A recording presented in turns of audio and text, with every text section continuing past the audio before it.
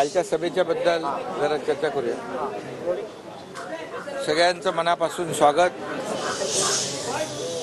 आता आचारसंहिता सुरू झालेली आहे, त्यामुळे आपली बऱ्याच दिवसानंतरची भेट होते, कारण मध्ये सगळे कार्यक्रम आचारसंहिता लागायच्या अगोदर उद्घाटन, भूमिपूजन, लोकार्पण आणि सरकारने जी 1.5-2 वर्षामध्ये केलेली कामं, याचं जे काही लोकांना त्याचा फायदा व्हावा म्हणून आम्ही सगळेच जण भूमिपूजनात आणि लोकार्पणामध्ये व्यस्त होतो। आणि आपल्यालाही माहिती आहे की 1.5-2 वर्षामध्ये, 1.25-2 वर्षामध्ये महायुती सरकारने केलेलं काम आपल्या समोर आहे। मी काय त्याचा पाडा वाचू इच्छित नाही, परंतु अनेक योजना ज्या आहेत, शेतकरी, कष्टकरी, कामगार, महिला भगिनी, युवा वर्ग, ज्येष्ठ आणि उद्योग या सर्व क्षेत्रामध्ये महाराष्ट्राने आघाडी घेतली। अनेक अति महत्त्वाकांक्षी प्रकल्प, गेम चेंजर प्रकल्प, जसं बाळासाहेब ठाकरे समृद्धी महामार्ग झाला, MTHL अटल सेतू झाला, कोस्टल रोड झाला, अनेक मेट्रोचे उद्घाटन झाली आणि अनेक कामं आज प्रगतीपथावर आहेत। आणि एक गेम चेंजर सगळं हे प्रकल्प, त्या सगळ्यामध्ये मी डिटेलमध्ये जाऊ इच्छित नाही, परंतु आपल्याला माहीत आहे की जे प्रकल्प आमचं सरकार स्थापन व्हायच्या पूर्वी 2.5 वर्ष जे सरकार होतं, ते सगळं स्पीड ब्रेकर, तिकडे सगळं नकारात्मक, अँटी डेव्हलपमेंट, प्रकल्प थांबवणं, प्रकल्पामध्ये अडथळे आणणं, या सगळ्याच बाबी आपण पाहिल्या। परंतु आमचं सरकार आल्यानंतर अगदी मेट्रो, आरे कारशेड, इतर प्रकल्प जे आहेत, हे आम्ही युद्ध पातळीवर गतीने सुरू केले, वेगवान पद्धतीने निर्णय घेतले। प्रकल्पाचा एक इन्फ्रा प्रोजेक्ट म्हणून आज राज्य आपलं पहिल्या नंबरला आहे। FDI मध्ये आज पहिल्या नंबरला आपलं राज्य आहे आणि त्याचबरोबर GDP मध्ये आपलं कॉन्ट्रिब्युशन खूप मोठं आहे। आणि म्हणून आज केंद्र आणि राज्य सरकार मिळून हे डबल इंजिन सरकार गेले 1.5-2 वर्षामध्ये ज्या वेगाने निर्णय घेतले, प्रकल्पांमध्ये बंद पडलेले प्रकल्प त्यांना चालना दिली, नवीन प्रकल्प सुरू केले आणि आणखी नवीन प्रकल्पांचं प्रयोजन केलं। त्याचबरोबर शेतकऱ्यांसाठी मगाशी म्हटल्याप्रमाणे सर्व घटकांसाठी, महिलांसाठी, तरुणांसाठी अनेक योजना आम्ही केल्या। त्या योजनांमध्ये मी जाऊ इच्छित नाही, आपल्याकडे योजना आलेल्या आहेत। अगदी पहिल्या कॅबिनेटपासून शेवटची कॅबिनेट झाली, या 55 कॅबिनेटमधून जवळपास 500 निर्णय आम्ही राज्य सरकारने घेतलेले, सर्वसामान्यांच्या हिताचे निर्णय, तेही आपल्या समोर आहेत। आणि म्हणून एक प्रॉस्पेरिटी, एक पॉझिटिव्हिटी या राज्यामध्ये आणण्याचा आमचा प्रयत्न जो होता, त्यामध्ये आम्हाला यश मिळालेलं आहे। स्वच्छतेमध्ये देखील महाराष्ट्राला नंबर 1 दिला देशामध्ये, आणि असे अनेक प्रकल्प आम्ही मार्गी लावले। याबद्दल आमचे सर्व मंत्रिमंडळातील सहकारी, दोन्ही उपमुख्यमंत्री, मंत्रिमंडळातील सहकारी, आमदार, सगळ्यांचंच मनापासून याच्यामध्ये योगदान आहे। आणि म्हणून मी गेल्या 1.5-2 वर्षाच्या कालावधीमध्ये झालेल्या कारभाराबद्दल या राज्याचा मुख्यमंत्री म्हणून फार समाधानी आहे। लोकांमध्ये एक सरकारच्या बाबतीमध्ये एक पॉझिटिव्ह परसेप्शन तयार झालेलं आहे। एक ॲक्सेसेबल सरकार आणि प्रो पीपल सरकार, प्रो ॲक्टिव्ह सरकार, अशी जी काही सरकारच्या बद्दल एक भावना आणि परसेप्शन लोकांमध्ये क्रिएट झालेला आहे, यासाठी नक्कीच याचा फायदा आम्हाला येणाऱ्या आणि लोकसभेच्या निवडणुकांमध्ये नक्की होईल। कारण आम्ही कुणाची उणीधुनी काढण्यापेक्षा डेव्हलपमेंटला महत्त्व देतो। कारण डबल इंजिन सरकार म्हणतो, केंद्राने, मोदी साहेबांनी देखील अनेक प्रकल्पांची भूमिपूजन, उद्घाटन केली। आम्ही बोलवले त्यांना निमंत्रण दिलं की तात्काळ त्यांनी त्याला होकारही दिला. कारण हे राज्याच्या नागरिकांसाठी जनतेसाठीच महत्त्वाचे प्रकल्प होते आणि म्हणून हे डबल इंजिनचं केंद्राने देखील पूर्ण पाठबळ आम्हाला दिलं गेले 1.5-2 वर्षांमध्ये.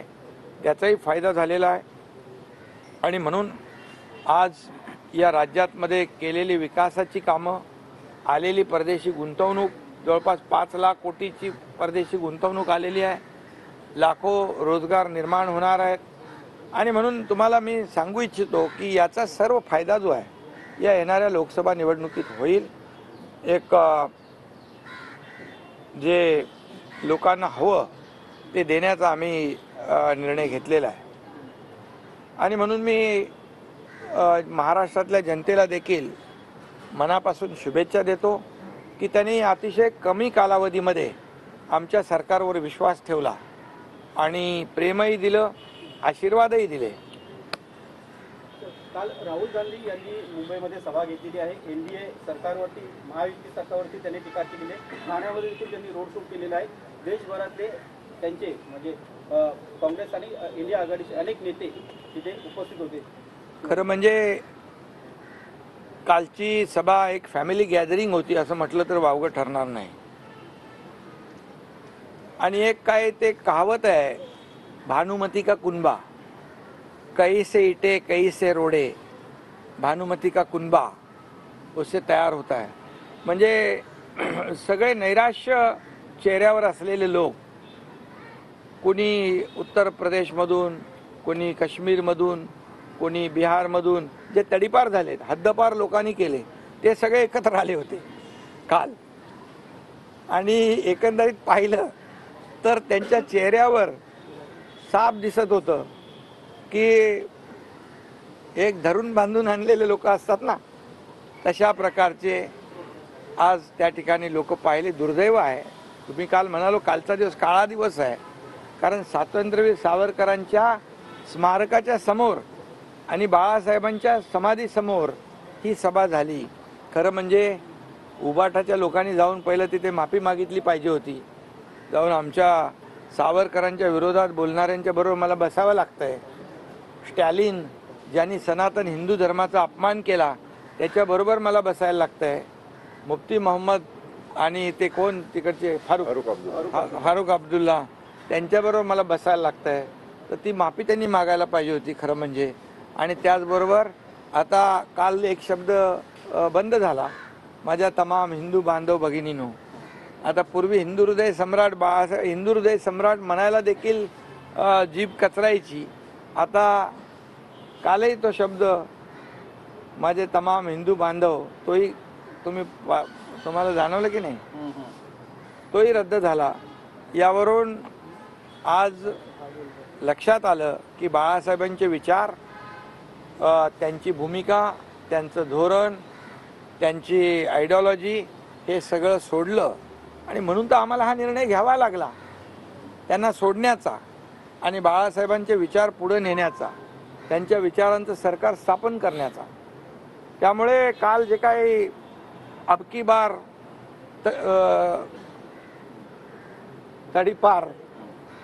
तडीपार आता स्वतः त्यांना तडीपार या महाराष्ट्रातल्या शिवसैनिकांनी केलंय, जनतेने केलंय 1.5-2 वर्षापूर्वी. आणि आता जे इतर राज्यातून तडीपार झालेले लोक इथं आले ते मोदीजींना कसं काय तडीपार करू शकतात. आज 50-60 वर्षामध्ये ज्या मोदीजींनी 50-60 वर्षात जे झालं नाही काँग्रेसच्या सरकारमध्ये ते 10 वर्षामध्ये नरेंद्र मोदीजींनी करून दाखवलं. आणि त्याचा प्रत्येक परिचय आपल्या समोर आहे. आज प्रकल्पांच्या माध्यमातून, विकासाच्या माध्यमातून, अर्थव्यवस्थेच्या माध्यमातून या देशाची अर्थव्यवस्था 11व्यावरून 5व्यावर आणली, आता 3ऱ्यावर आणण्याचा त्यांचा निर्धार आहे. $5 ट्रिलियन इकॉनॉमीचा त्यांचा निर्धार आहे. गरिबी हटाव, गरिबी हटाव, काही लोक म्हणायचे गरिबी तर हटली नाही पण गरीब हटले. परंतु मोदीजींनी 25 कोटी लोकांना दारिद्र्य रेषेच्या वर काढलं.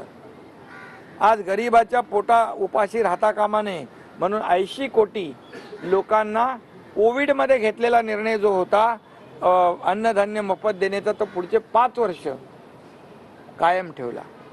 हे मोदीजींचं काम आहे.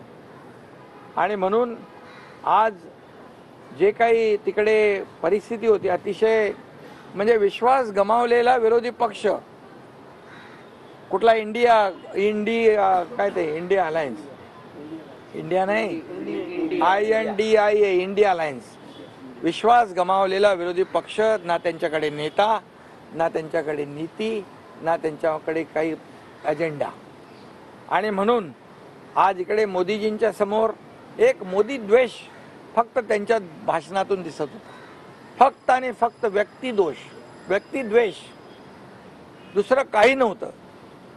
अरे ज्या मोदीजींनी देशाला एवढ्या उंचावर घेऊन गेले त्यांच्या विरोधात तुम्ही जेव्हा 2014ला तुम्ही चौकीदार चोर म्हणालात 2019ला आणखी काहीतरी म्हणालात. लोकांनी तुम्हाला तुमची जागा दाखवली आणि यावेळेस देखील जनतेने ठरवलेलं आहे की यांच्याकडे साधा पंतप्रधान पदाचा उमेदवार देखील जाहीर करू शकले नाहीत. ते एक दुसऱ्याकडे पाहतात. राहुल गांधी यांनी त्यांच्या कालच्या भाषणामध्ये शक्ती हा शब्द प्रयोग वापरला त्यावरनं नाराजी जी आहे ती व्यक्त केली जात आहे. त्यांना शक्ती असं CBI ED यांची शक्ती जी आहे ती वापरली जाते ITची शक्ती वापरली जाते मात्र शक्ती या शब्दावरनं काही नाराजी जी नाही त्यांनी हिंदुत्वाची शक्ति म्हटलंय. हिंदू धर्म की शक्ति हिंदू धर्म की शक्ति मतलब क्या ये हमारी 3.5 शक्तिपीठ जो है महाराष्ट्र में वो हमारे देव देवताओं की शक्ति हमारी नारी शक्ति हमारी भारत माता की शक्ति ये सब शक्ति को समाप्त करेंगे वो इतनी बड़ी ताकत है उनके पास. ये इसका जवाब जो है हमारी नारी शक्ति हमारी महिला शक्ति हमारी सब माता बहनें निश्चित रूप से उनको आने वाले चुनाव में उनकी जगह दिखाएंगे. थाने के बारे में आपने कहा इतना बड़ा नेशनल लीडर थाने में 500 लोग नहीं थे पूरा फ्लॉप शो हो गया. उसका वीडियो देखो आप क्या बोल रहे बहुत बड़ी सभा हो गई रैली. मुंब्रा में तो 4-5 लोग भी नहीं थे सब गाड़ियां थी. एक नेता तो किसी को मार भी रहा था गर्दी भीड़ नहीं हुई करके.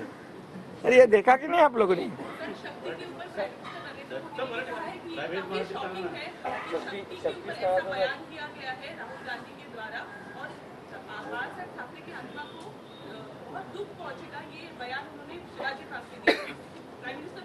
सही बात है उनकी. मैंने जैसे कहा हमारे देवताओं की शक्ति है हमारे जो महिला शक्ति है हमारी नारी शक्ति है हमारी भारत माता है ये हमारी शक्तिपीठ है. और इस शक्ति के बारे में उन्होंने जो भाषण में उन्होंने कहा है हिंदू धर्म की शक्ति. आज अयोध्या में राम मंदिर बन गया ये शक्ति है और ये हिंदू धर्म की शक्ति खत्म करने वाला अभी तो जमीन पे पैदा नहीं हुआ है. और इसलिए आदरणीय प्रधानमंत्री जी ने जो कहा है सच है कि इनको आने वाले चुनाव में ये शक्ति उनकी जगह दिखाएंगे और निश्चित रूप से उनको उसका भुगतान करना पड़ेगा. उमर अब्दुल्ला यांनी महाराष्ट्र सदर काश्मीरमध्ये होऊ देणार नाही असं सांगितलेलं आहे. ऑक्टोबरमध्ये विधानसभा निवडणूक होती त्यावेळेला आम्ही कसं होतं ते पाहू असं त्यांनी म्हटलं. मग हेच तर दुर्दैव आहे की जे भक्त आपले अमरनाथ यात्रेला जातात अमरनाथ यात्रेला जाणारे यात्रेकरूंसाठी मी स्वतः तिकडच्या राज्यपालांना विनंती केली की इकडे महाराष्ट्र भवन पाहिजे. ते त्यांनी मान्य केलं आणि फारूक अब्दुल्ला म्हणतात मैं नहीं होने दूंगा. किती द्वेष है ये द्वेष. हे उबाटो को मान्य आहे यांना मान्य आहे. त्यांच्या मांडीला मांडी लावून बसले. महाराष्ट्र भवन होऊन देणार नाही आणि त्यांच्या बाजूला बसता हे काय. हे किती लांछनास्पद आहे किती दुर्दैवी आहे. उद्धव ठाकरे यांना 5 मिनिटं काल भाषण करण्यात आलं त्यावर देखील टीका होती. आपली काय प्रतिक्रिया. नाही त्यांना जे 5 मिनिटं दिली यावरून त्यांची पत जी आहे उदय त्यांची पत जी आहे ना 5 मिनिटं भाषण करायला दिली. त्यांची पत जी आहे ती त्या कालच्या सभेमध्ये दिसली. आता त्यांच्याकडे आमदार खासदार शिवसेना नाही आहे त्यामुळे त्यांच्या पक्षाच्या ताकदीप्रमाणे त्यांनी दाखवलं. जिथं बाळासाहेब शिवतीर्थावरून भाषण करायचे देशाला मार्गदर्शन करायचे देशाला दिशा द्यायचे ती कालची केविलवाणी परिस्थिती पाहिली आम्ही. शिंदे सर शिंदे सर शिंदे हां. सर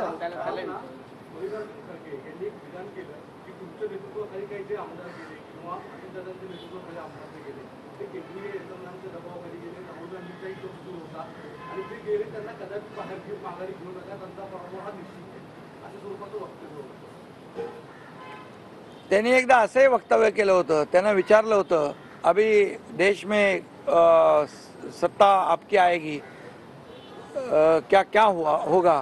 तर ते म्हटले होते बकरी ईद में बचेंगे तो मोहर्रम में नाचेंगे. ते जरा तपासून घ्या. खारगे त्यामुळे त्यांच्या स्वतःवरच विश्वास नाही. ते आमच्याबद्दल कशाला काय बोलण्याची गरज आहे. अरे आम्ही छाती ठोकपणे गेलो, आम्ही बोलत गेलो, लपून छपून नाही गेलो. बाळासाहेबांच्या विचारांची भूमिका घेऊन पुढे गेलो आम्ही. असे भूमिका बदलणारे आम्ही नाही सत्तेसाठी खुर्चीसाठी. शिवसेनेला एकेकाळी अच्युत मानणारे खरगे काँग्रेस आज त्यांचे गळाभेट करतायत. हे पॉलिटिकल कॉम्प्रोमाइज आहे, तडजोड. हे आम्ही नाही करू शकत. शिंदे सर पण शिंदे आता सर म्हणतात की आम्ही महाराष्ट्रामध्ये 40 पार करू महाविकास आघाडीमध्ये. कुठून मागून का कुठून? शून्य म्हणजे शेवटून आत्मविश्वास याच्याबद्दल अरे आत्मविश्वास गमावलेले ते पाहिले मी. त्यांचे चेहरे बघितले. राहुल गांधीचं भाषण चालू होतं तेव्हा त्यांचे चेहरे बघण्यासारखे होते. Shinde sir sir sir Shinde sir Shinde sir sir hello hello hello hello hello hello hello hello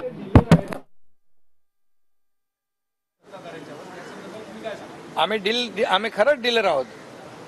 कारण आम्ही डील केली शेतकऱ्यांच्या हितासाठी, माय भगिनींना न्याय देण्यासाठी, तरुणांना रोजगार देण्यासाठी, कष्टकऱ्यांना न्याय देण्यासाठी आणि ज्येष्ठांना न्याय देण्यासाठी आम्ही केलं ना. आम्ही ह्याच्यासाठी केले. पैसे त्यांनी आतापर्यंत केलेल्या डील ते कुठले मोठे घोटाळे झाले 2014 पूर्वी. कोण होतं त्याच्यामध्ये? रोज रकानेच्या रकाने तुमच्या वर्तमानपत्रातून मीडियामध्ये यायचे. एक घोटाळा, चारा घोटाळा, कुठला आणखी कोळसा घोटाळा, काय घोटाळे आले. आता एकतरी घोटाळा दाखवा मोदीजींच्या काळात. एक सिंगल डाग नाही त्यांना लावता आला. त्यांच्याकडे आरोप करायला काही नाही म्हणून एक खोटे आरोप करतात. आणि ज्या वेळे 2014ला मोदीजींवर आरोप केले त्यांचं पाणीपत झालं. 2019ला आरोप केले त्यांचं पाणीपत झालं. 2024ला आता आरोप करतायत. त्यांना विरोधी पक्ष नेता बनण्या एवढे तरी मिळतील की नाही मला माहित नाही. खासदार मनोज जरांगे पाटील यांनी मागणी केली आहे. शिवतारे मला भेटले. मी त्यांना सांगितलं आपली राज्यात महायुती आहे, युती धर्म पाळणं हे आपलं शिवसेनेचं कर्तव्य आहे असं मी त्यांना सांगितलेलं आहे. आणि त्याप्रमाणे ते गेलेत. त्यांची आता तब्येत ठीक नाही, त्याचं ट्रीटमेंट सुरू आहे. आणि मला वाटतं महायुतीमध्ये आमचे सर्व कार्यकर्ते शिवसेना पूर्णपणे जिथं ज्याचा कॅन्डिडेट असेल त्याला पूर्ण ताकदीने मदत करून निवडून आणणार.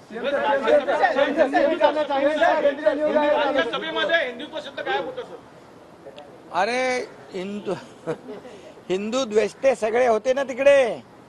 सगळे हिंदुत्वाचा द्वेष करणारे सगळे होते तर हिंदू तो शब्द कसा येणार? फक्त मी हिंदू आहे तेही बोलले नाहीत काल. गर्व से कहो हम हिंदूचं गेलं, परंतु हिंदू शब्द बोलायला देखील काल हिंमत झाली नाही. त्यामुळे हिंदुत्ववादी पक्ष म्हणण्याचा नैतिक अधिकार त्यांना राहिलेला नाही.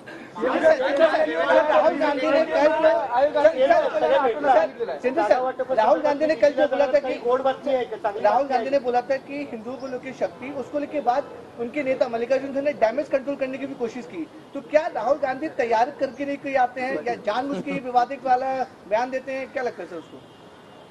जो हौज से गई वो बुन से नहीं आती है. उन्होंने बोल दिया. उनका आपको पता है कि भाषण उनका अभ्यास वो क्या हमेशा विदेश में ज़्यादा रहते हैं ना, इसलिए यहाँ का जो उनको स्टडी होना चाहिए, कौन से मुद्दे पर अपने विचार रखनी चाहिए, उसमें थोड़ी गफलत हो सकती है. लेकिन उन्होंने जो कहा है कितना भी डैमेज कंट्रोल करें नहीं हो सकता है। उन्होंने तमाम आदि शक्ति, स्त्री शक्ति, नारी शक्ति, हमारे देव देवताओं का अपमान किया है और ये अपमान का बदला हमारे देश की जनता जरूर लेगी।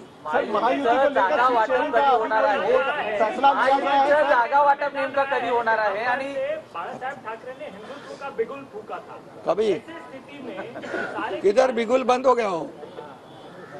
तो उद्धव ठाकरे सही मायनों में जिस प्रकार से बाळासाहेब ठाकरे ने हिंदुत्व का मुद्दा उठाया था, कहीं न कहीं उसको जो है वो उसी जमीन पर गाड़ रहे हैं जहाँ से वहाँ हाँ, वहीं से शिव तीर्थ पे शिवाजी पार्क से ही बाला साहब ने हिंदुत्व की गर्जना की थी और शिवाजी पार्क पर अभी सभा लेने का नैतिक अधिकार उनको नहीं है, क्योंकि बाला साहब के विचार उन्होंने गाड़ दिए।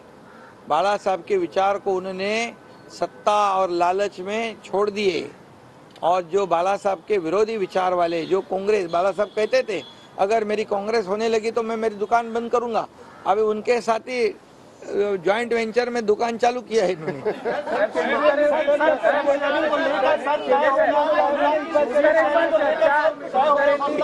सर सीट शेयरिंग को लेकर फॉर्मूला क्या तय हो गया? क्या दिल्ली जाने वाले हैं फाइनल डिसीजन लेने के लिए? क्या रूपरेखा है सर? काही टेन्शन घेऊ नका। जागा वाटप समन्वयाने आणि सन्मानजनक होईल।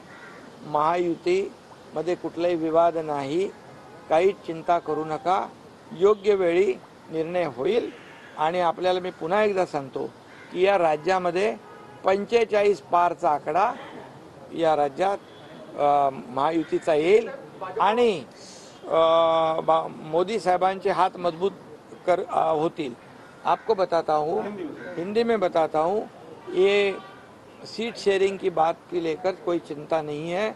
सम्मानजनक निर्णय होगा, समन्वय से निर्णय होगा और मैं दावे के साथ कहता हूं कि ऐसे माहौल में जब विपक्ष तो पूरा सो गया है, विपक्ष तो पूरा कॉन्फिडेंस लूज किया है उन्होंने, उनके उसमें तालमेल नहीं है। अपन म्हणतो ना कोणाचाच पायपूस कोणामध्ये नहीं, तालमेल नहीं है।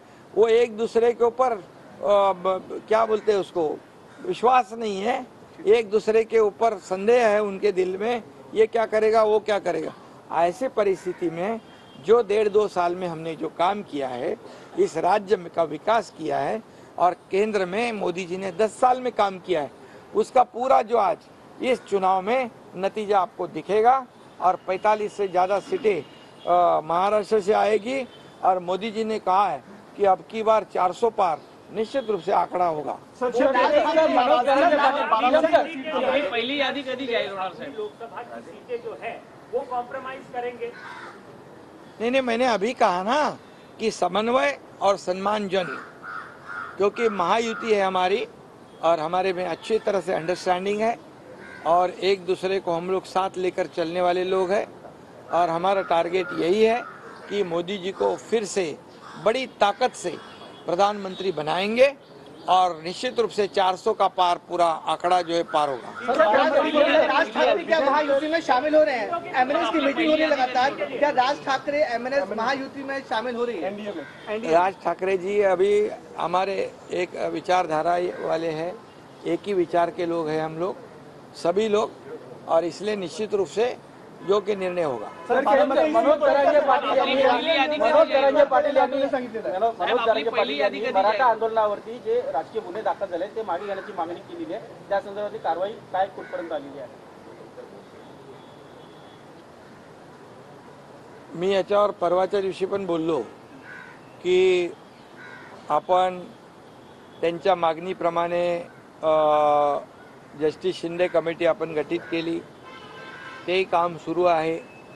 मराठा आरक्षण 10% आपण देण्याचा निर्णय घेतला होता जाहीरपणे आणि तो विशेष अधिवेशन घेऊन आपण 10% आरक्षण दिलं। ते आरक्षणाचा लाभ मराठा समाजातल्या तरुणांनी जास्तीत जास्त घेतला पाहिजे। आता पोलिसांची भरती सुरू आहे, त्याचा फायदा त्यांना होईल।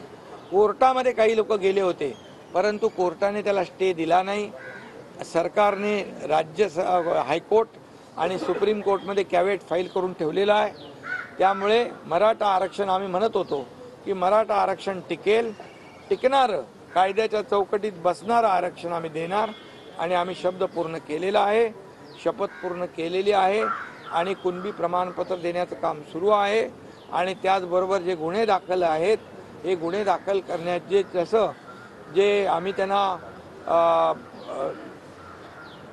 नोटिफिकेशन जे आहे कुणबीचं सगळे सोयरेंचं त्याला जी 8 लाख ज्या हरकती आलेल्या आहेत त्याच्या बाबतीमध्ये स्क्रुटिनी सुरू आहे, छाननी सुरू आहे.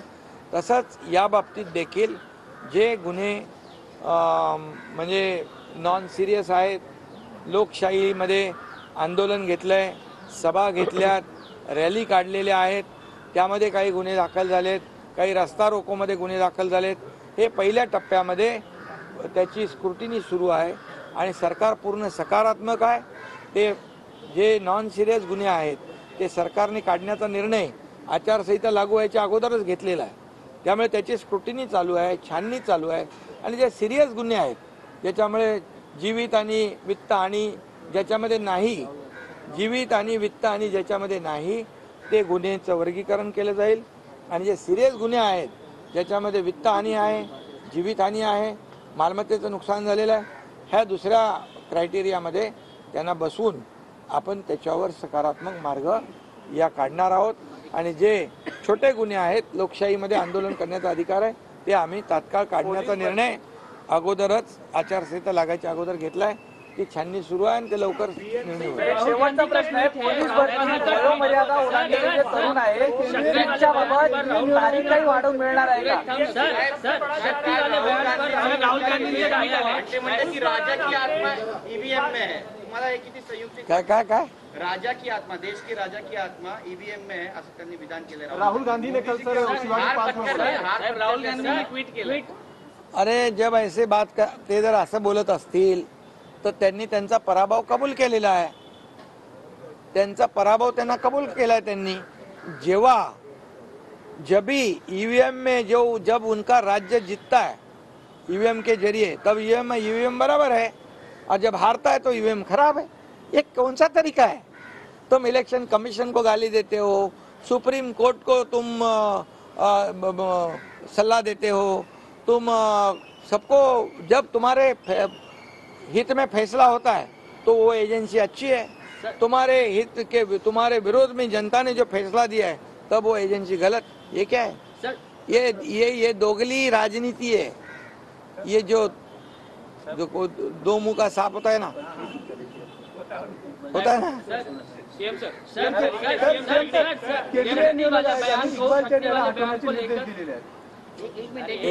ते तपासून घेऊ आपण आणि निवडणूक आयोगाचा आदर आम्ही राखणार आहोत. शक्ति वाले बयान को लेकर राहुल गांधी ने ट्वीट किया है. उन्होंने कहा कि मोदी जी को मेरी बातें अच्छी नहीं लगती, किसी ना किसी तरीके से उन्हें घुमाकर वो उसका गलत अर्थ निकालते हैं और बदलने की कोशिश करते हैं, क्योंकि उनको पता है कि मैंने गहरी सच्चाई बोली है. जिस शक्ति का उल्लेख उन्होंने किया है, जिस शक्ति से हम लड़ रहे हैं, उस शक्ति का मुखौटा मोदी जी हैं. देखो ये आप आज बोलने से क्या फायदा है? मैंने पहले कहा है, जो हाउस से गई वो बुन से नहीं आती है. समझ गए कि नहीं? तो हाउस से गए वो बुन से नहीं आते. मैं पहले ही कहा है. अभी कितने ही वो पॉलिश करेंगे तो कुछ होने वाला नहीं. वो जो बोला है उन्होंने बोला है. उनके जो जहर उगला है उन्होंने यहाँ पर आकर, समझ गए. और लोग जानते हैं, सब कुछ जानते हैं, क्योंकि अभी उन्होंने कहा कि लोकशाही नहीं है, हुकुमशाही है. अरे लोकशाही नहीं होते शिवाजी पार्क में आकर भाषण करते क्या? हो